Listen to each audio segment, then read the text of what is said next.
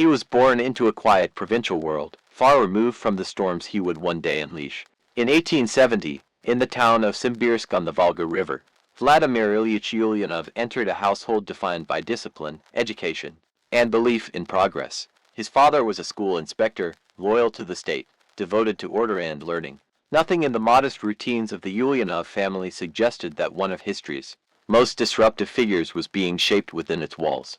Everything changed in 1887. That year, Lenin's older brother, Alexander Ulyanov, was arrested for participating in a plot to assassinate Tsar Alexander I. The plot failed. Alexander was tried, condemned, and hanged. The execution shattered the family. For the young Vladimir, it was not only a personal loss, but a revelation. The state he had been raised to respect revealed itself, in his eyes, as merciless and irredeemable. From that moment, reform was no longer enough. The system itself had to be destroyed. Lenin did not grieve publicly. He hardened.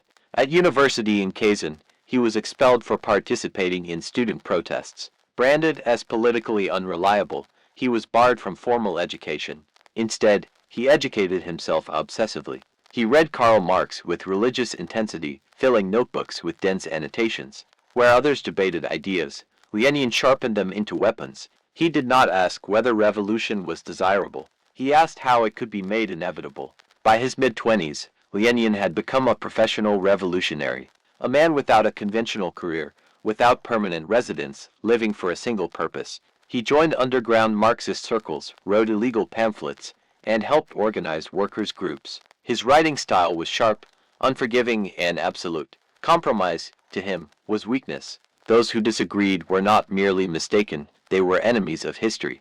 In 1897, the authorities arrested him. Lenin was exiled to Siberia for 3 years.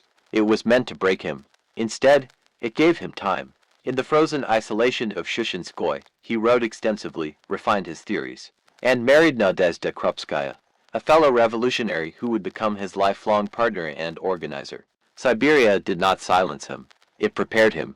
When his exile ended, Lenin left Russia. For nearly 2 decades, he lived as a political nomad in Germany, Switzerland, France, England. He existed in small apartments, cheap boarding houses, cafes filled with smoke and arguments. He argued constantly with other Marxists, splitting movements, founding factions, burning bridges. In 1903, he led a decisive split within the Russian Social Democratic Party, creating the Bolsheviks, a tightly disciplined revolutionary elite. He believed revolutions were not made by the masses alone, but by a small group of professional revolutionaries who knew exactly what they wanted. The failed Russian Revolution of 1905 briefly pulled him back into the country. Workers rose, strikes spread, and the regime trembled. Lenin hoped it was the beginning of the end, but the uprising collapsed. The Tsar survived. Lenin fled again, furious, disappointed, but not defeated. He concluded that the revolution had failed because it lacked ruthless leadership. Then came 1917. The First World War bled Russia dry. Soldiers deserted.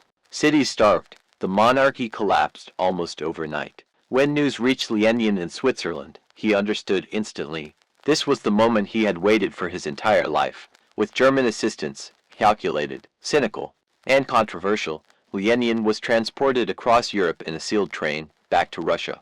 When he arrived in Petrograd, he wasted no time. Standing before a crowd of workers and soldiers, Lenin delivered his April theses. He rejected the provisional government outright. No cooperation, no gradualism, no patience. All power to the Soviets, he declared. Many thought he was mad. Even fellow revolutionaries hesitated. Russia was exhausted. Lenin demanded more. Over the following months, he pushed relentlessly. He wrote, spoke, and organized while hiding from arrest. He insisted that the moment must be seized immediately, not next year, not after elections, not after reforms. History, he believed, did not wait for consensus. In October 1917, the Bolsheviks acted. The seizure of power was swift, almost anticlimactic. Government buildings were taken with minimal resistance. The provisional government collapsed in a single night. Lenin emerged not as a rebel, but as the head of a new state. For the first time, his theories were no longer words. They were policy. Power transformed him. Almost immediately, Lenin dissolved the Constituent Assembly when it failed to deliver Bolshevik dominance. He justified it as revolutionary necessity. Opposition newspapers were shut down. Political rivals were outlawed. A secret police force, the Cheka, was created to deal with enemies of the people. Arrests, executions, and terror followed. Lenin did not view this as excess. He saw it as logic. Civil war engulfed Russia. Red armies fought white armies, foreign interventions, internal rebellions. The country collapsed into hunger and chaos. Millions died. Lenin ruled from the Kremlin, directing policy with cold calculation. Grain was requisitioned by force. Strikes were crushed. When sailors at Kronstadt, once loyal revolutionaries, demanded greater freedoms, Lenin ordered their rebellion destroyed. He justified everything. To Lenin, violence was not tragedy, it was a tool. Morality, he believed, was class-based. What served the revolution was good.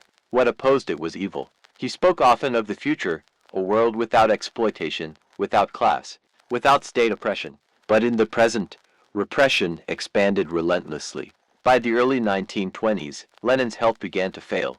Years of stress, overwork, and possibly untreated illness took their toll. He suffered strokes that left him partially paralyzed, his speech impaired. As he weakened physically, he grew increasingly anxious about the future of the state he had created. He distrusted many around him, particularly Joseph Stalin, whom he had helped elevate to power. In his final writings, Lenin warned of bureaucratic tyranny. He spoke of the danger of unchecked authority. He called for Stalin's removal from his position. These words were quietly ignored. In January 1924, Vladimir Lenin died.